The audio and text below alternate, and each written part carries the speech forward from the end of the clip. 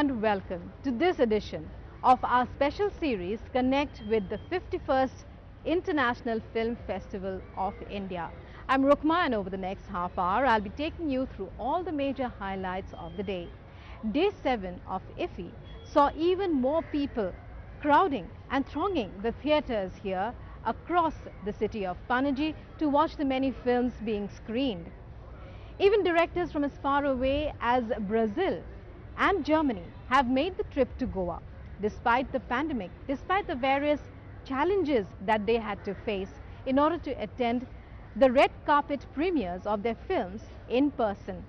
We take you through all that happened throughout the day over the next half hour.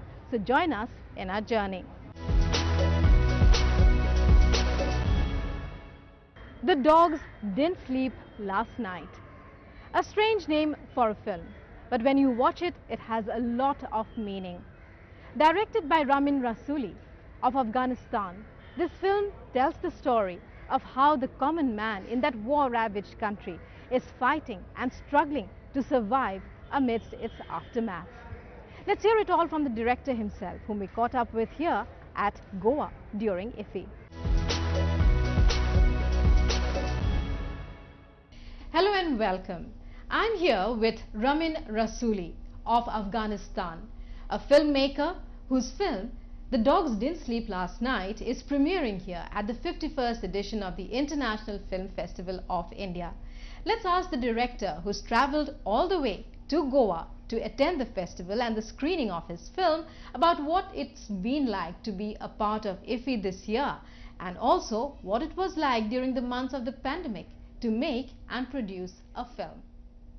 Thank you very much, sir, for joining us. And first of all, your reactions at being selected as a part of IFFI's World Panorama section. Actually, was very happy for first time because that was first film festival is opening this year, because also a few festival is closed with, because of Corona. And then I'm very happy that started with this festival. Actually, I grew up with Indian cinema, and I like India very much. And when I find out that my film show in India, oh, that was amazing. That's very good, and I'm also happy to be here. So, how far would you say that Indian cinema has been a part of your life and of the people in Afghanistan? How far would you say that cinema can actually be a bridge between two countries? Actually, Indian cinema now in everywhere in Afghanistan, also series on film, everyone watch it.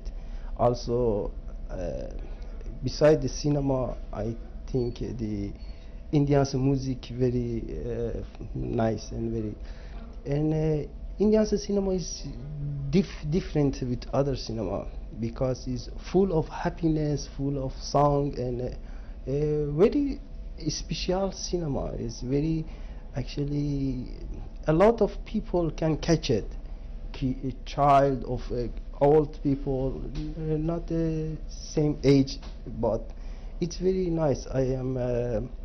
I saw a lot of Indian movie, and also when I started with cinema study, I saw a lot of film of Satyajit Ray. That's my favorite director, and I learned a lot of him about cinema. Well, talking about your film and about yourself, first of all, about yourself, how many years have you been making films? And also what you felt when the pandemic struck and it was such a disaster for most filmmakers. How did you struggle during that time? When I was 13, I find out that I very interested in cinema, and then actually I tried to do something, and I started to write short story or something like that. And then in my 15 years, I study cinema 2 years, and after that start with make a short film, 8 millimeter, and then videos come, and then I made 10 short film and documentary in that time. In 2001 I moved to Netherlands, and there also I made 2 short film. In 2016 I made first feature film called Lina, and then last year I made The Dogs Didn't Sleep Last Night. Clearly, it has a message. It's coming from a country that has been ravaged by war for some time. So tell us more about it. What is the plot? What is the story about? That's actually is about the war, about the 40 years war in Afghanistan. Start with Russia, and then America, Taliban America, and then I try to show the people who living in the war. What's actually war make them so you know how living in the war is difficult and very different than. And also you heard something about the war, something happened, and after a few weeks as if you forgot it maybe. But in the film you can see, when I saw a film for 20 years ago, then I know what happened in the 20 years. That what I try to show what happened now, and in the 40 years, and a few characters. That's all the character using in the film is true story. I heard it about in the news. Maybe one happened 20 years ago, maybe one last year, but I put it in the same place, in the same story, and then together to show what going on. And you know, war is actually is not good. Some country, Russia, America, come in my country and go back, and what happened after that to people who living there? That was my message in the film. What happened after they go back? But people can't see everywhere still war. Something damaged. Some people lost family, son, husband, and this also I want to show in the film. So what you're basically saying is that it is a story of the loss of war, loss caused by war, the impact of war on simple human lives, yes, on the lives of ordinary people. Also as a story, as a chronicle perhaps of Afghanistan as it is now. So how many years are you basically covering? Actually this scenario took a long time, because actually about 1 year took to write this script, because that was 4 different story, and I have to put it together and put in the same time and put in the same place, and it was very difficult for me, because you have to do, and people okay, that's correct, not something happened, you know. That very took a long time. About 1 year took the scenario, and the film also make it in one years I took it, because I have to. They happen in some in place that still live. Taliban is there, in very dangerous places, and I can shoot 2 months in some place. It's dangerous. Then I have to find some other places like this, and I search everywhere in Afghanistan, north, south, and then find a village like that, and then some place can't shoot in Afghanistan. We have to make same in other country, and that was a very difficult time, and but finally we make it. Okay. When we talk about a film, there's the technological aspect of it, the technique. There's also the emotional aspect of it, the content, which is of course the creative genius. Then there's the technical aspect. How do you manage the technical aspects in Afghanistan, or do you take your films abroad and get them the post-production work done? This time is actually is very difficult in Afghanistan to make a film, because is nobody spend the money on the film. You know, we haven't cinema, maybe one, two, or three, and that's if the film go show up as not back the money, you know.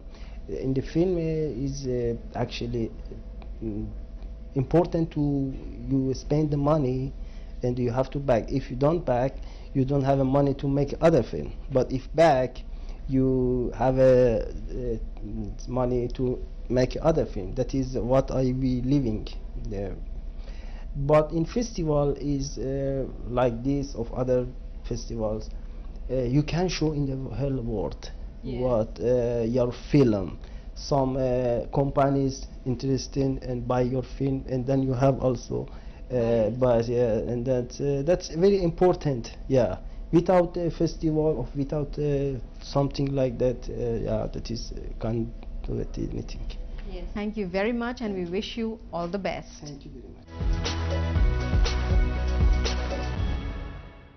Neela Madhav Panda, Padma Shri awardee and reputed filmmaker, known for his hard-hitting films on various burning issues, was here at the International Film Festival of India to talk about his films and for the screening of his film latest production, that is Kalira Attita, a film on climate change and how it affects the innocent, particularly those who live on the margins of society.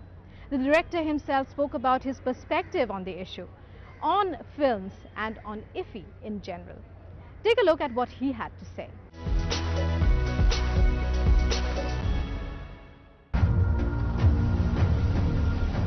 You get out of here. Stories, those will be useful for people. These are stories I always wanted to tell. It's exploring about a man who have lost their family in Sadmaya and what he goes through. I'm trying to explore in my film. I think I should first congratulate everyone who made IFFI happen. Government of India, the people, everybody. That's why we can be in a room together, smile, see the colorful thing. When I entered Goa in the evening, day before evening, I said, my God, it looks like life coming to normalcy, you know. So I think it shows the way, if he shows the way how we can see our future now, because we have all gone through that. And that's relevant to my film. As human, during the progress, development, we do not realize what impact we are doing to the world. And because of us, there are a lot of innocent lives who suffers. So one of that case is the guy based on which the story is in Kalira Attita. Kalira Attita in English is yesterday's past. So literally that guy is living in yesterday's past. His present is that. What is the present? To go back to the story of the film, of course, I have been, in fact, she asked me in the morning that why do you make issues on climate change or such serious issues? So I said, as human, we live in an ecosystem. Our body, environment, world, community, there is an ecosystem. If you trouble one part in this ecosystem, then many things will fall into trap, into trouble. So is what is happening today. I mean, look at the irony, you know, people have been, if still the perception on climate change is still people are saying that it must be happening somewhere else, not happening with me. It's happening here, now, everywhere, okay? Some places where you see is visibly, some places where you see it's really dangerous. That is the story of my film.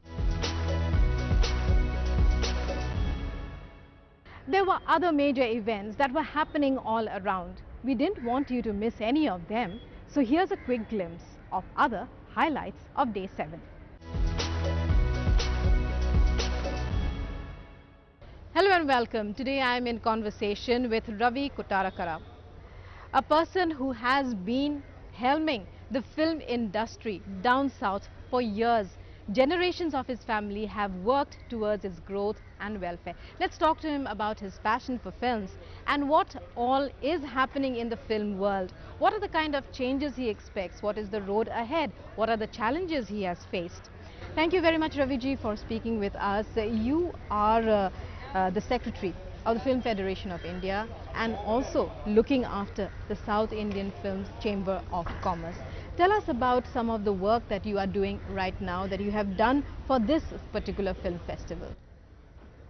I would first thank our beloved INB Minister, Shri Prakash Ji, for conducting the festival. You know, we had COVID. During this pandemic, we thought the festival would get cancelled. But in spite of this pandemic, you know, we could conduct the festival only due to the insistence of Prakash Ji that the film industry must have IFFI. You know, as being a part of the steering committee also, we had many meetings. During the meetings, we thought, should we conduct amidst this pandemic? The only thing is, our beloved Prime Minister has said, make in India, made in India. So we should prove to the world that in spite of pandemic, we can conduct festival. So that is the initiative taken by Prakash Ji, DFF, that is headed by Chaitanya Prasad and his entire team, and all the INB secretaries, Sri Amit Kareji, all of them, you know, they stood up and said, let us conduct, and really the film industry is thankful to them. As far as the film festival, you know that the film first festival was at Venice in 1932 and followed by Locarno and Cannes in 1947. We were not behind. We were in 1951-52. We came back bounced with IFFI. First IFFI was conducted at Mumbai, you know, and we had it at even Delhi. From that time till now, we have been, you know, going places. The quality of IFFI has risen. The main idea of conducting a festival is bringing out small budget films, good quality films. You are communicating to the public. That is, you are taking it to the world. You know, good films here, screened here. People from different countries come and watch. Different states come and watch good films. Educate us. We educate by, you know, having ourselves by, you know, attending these master classes and, you know, and communicating with top directors after watching film. This is a great opportunity. In fact, I always say that any country success in films is only due to the film festivals which are being conducted. Today, you are communicating to the public. Similarly, the film festivals are the only source where we could communicate with other people. So tell me, ma'am, what else do you want to know about the festival? And about the festival, which are the films that you're looking after, but with particular focus on? Ma'am, I will never name a single film because there's a Tamil saying, Kakakku Kankunju Ponkunju. That means, for a crow, all the children are good. So I cannot name a film, but all the films this year have, which have been selected, a lot of care has been taken in spite of this pandemic. And there was some hitches that, you know, because many entries, you know, we could not meet out to them. But most of the films are good. And one thing we have to clearly have to say that this festival will set a parameter how to conduct festivals hereafter. You know, we have been evolving. Festivals have evolved. Hereafter, this is called a hybrid festival, you know this. We have a physical festival and we got a virtual festival. That is, we have virtually, we have meeting out, we have got a lot of people attending this festival, watching it through internet, and they are attending master classes. So that is going to here on be there as a permanent system, because a person, a boy, a student who cannot afford to come to Goa, he is staying in Assam, can watch these films. He can attend these master classes. So this hybrid system is going to continue. And in fact, India, IFFI, is going to be involved in, you know, discussing how to conduct this with Cannes, Berlinale, Busan, etc. All these other, you know, top festivals. IFFI has now shown them a way, a path. This is the way we can proceed. Yes, very true. What about the Film Federation of India? What has been the role of the Film Federation of India as far as helping out the industry during these pandemic months and with regard to IFFI? First, during this pandemic, I tell you, we make, as you are aware, we make around 3,800 films a year. Out of 3,800 films a year, this year, that is last year, you know, 2020 was the worst since its, you know, inception of cinema industry, because all the films on March 24th we shut down cinema theatres, film shootings as it is. So we have not come out of it. Thanks to our Amit Shah ji, our Home Minister, who said that okay, film shootings can continue. Well, can continue. That he gave us the permission, and Prakash ji also, our INB Minister, they gave us permission. We are still, trying to come back to, to the normal pace. But you are aware that 50% is only allowed in theatres. But cinema will never die. We had one of the biggest blockbusters in India. A Tamil film called Master was released. This Master film has done wonderful collections. Thank you very much, sir, for sharing your thoughts with us. And we wish you all the best and all success in all your endeavors. A new path is opening for the film industry as we are getting rid of the pandemic and moving forward to a new future. He is wishing you all the best. Thank you very much for joining us. It's the only Sanskrit film at IFFI this year, telling the story of mythological character Sudama or Kuchela. Directed and produced by Vijesh Mani, maverick filmmaker known for making films in a number of languages, it tells the story of Sudama in a new way. We talked with the cast and crew as they arrived here for the red carpet premiere of their film. Hare Krishna, Krishna Krishna, Hare Hare, Hare Krishna, Krishna Krishna, Hare Hare.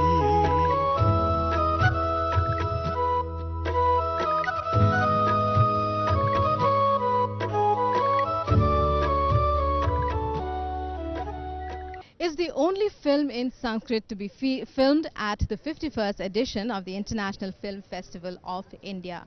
Namu, which tells the story of mythological character Kuchela or Sudama, is produced and directed by Vijesh Mani. Let's speak with the director himself to ask him his vision behind the film, the background of the film, and what inspired him. Inspired means the Sudama character.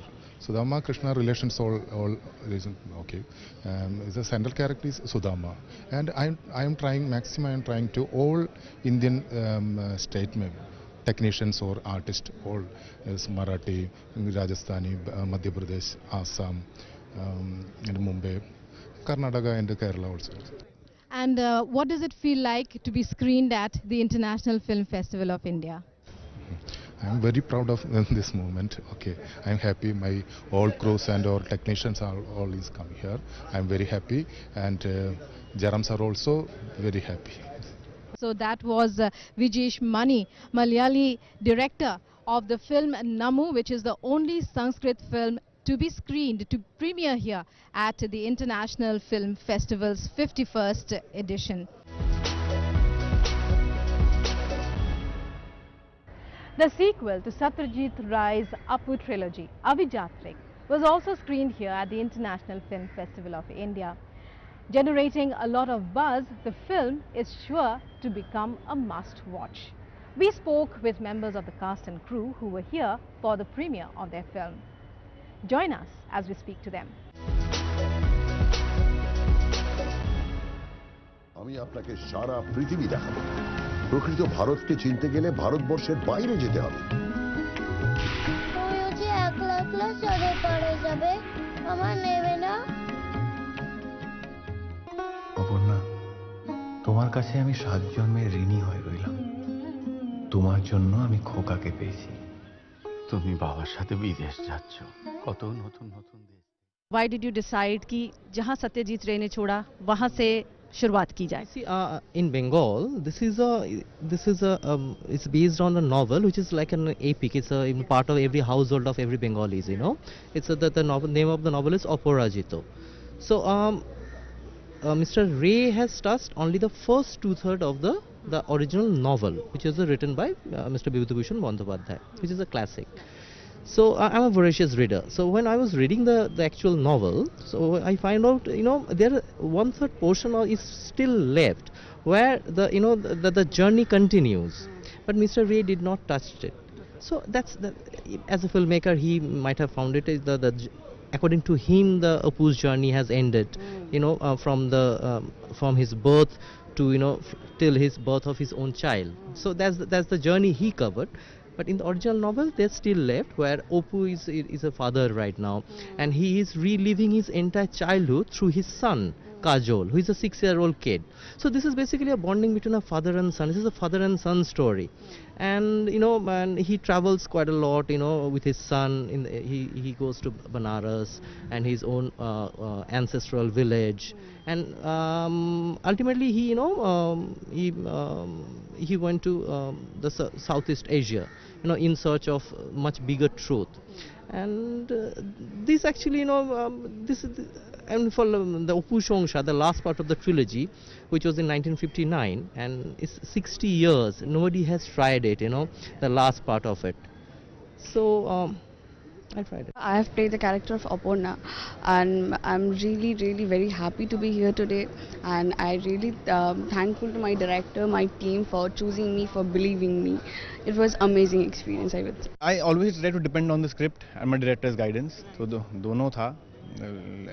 All the time, whenever I needed it, it was there. He was there. IFFI is also showcasing some of the classics of Satyajit Ray, paying homage to him. Pathir Panchali was the first film which was screened here.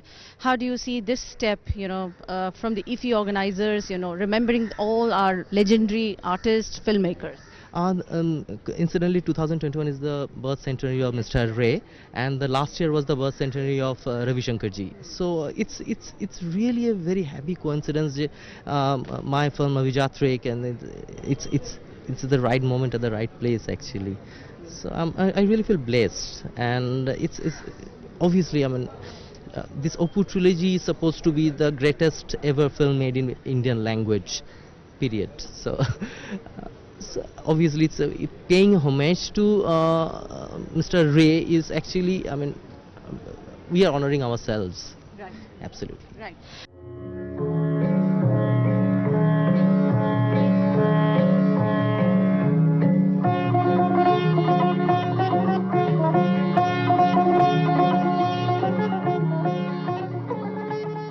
I'm here since many days. I'm covering the festival, and I could see people here coming, watching other language cinema and they talk about it. They want to watch the other language cinema apart from Hindi, Bollywood, what we call. How do you see this growth of other language cinema in our country, in between the people, in their minds? They want to connect with other language cinema as well. Yeah, as they say, it's a very cliche saying, India is pretty diversified, but still it's pretty united. So we have different languages, different cultures. We should unite, and exchange the cultural ethos of the other languages. So this is pretty good, and it's really commendable to the for the IFFI organizers, and it's during this pandemic and after the lockdown, it's organizing such a huge event in a physical format. It's really kudos. Thank you so much for speaking to us, all your stars. All the best for this film. Thank you so much for speaking to us. Namaskar. জীবন খুব বড় একটা romance, বেঁচে থেকে একে ভোগ করাই romance. কাজল,